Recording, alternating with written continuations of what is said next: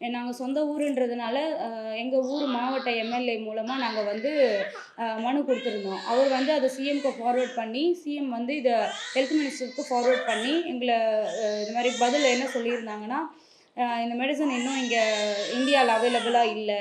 So இது இப்போ நாங்கள் என்ன பண்ண முடியும்னா, சப்போர்ட்டிவ் ட்ரீட்மெண்ட்டு தான் குழந்தைக்கு கொடுக்க முடியும் அப்படின்னு சொல்லிட்டாங்க.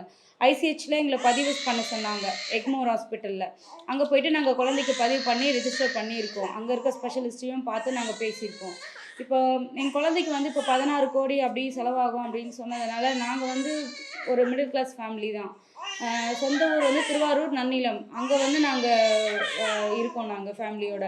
இப்போ என்னென்னா, ஒரு 16 கோடி கொடுத்து ஒரு ட்ரீட்மெண்ட் பண்ணுற அளவுக்கு நம்ம வசதி இல்லை சார்.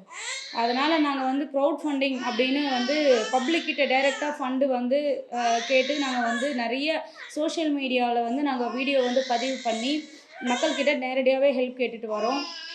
நிறைய பேர் இதை பார்த்துட்டு எங்களுக்கு டொனேட் பண்ணிகிட்டு இருக்காங்க. இது வரைக்கும் எங்கள் குழந்தைக்கு வந்து டொனேட் பண்ணது ஒரு 2 கோடி எங்களுக்கு கலெக்ட் ஆகிருக்கு.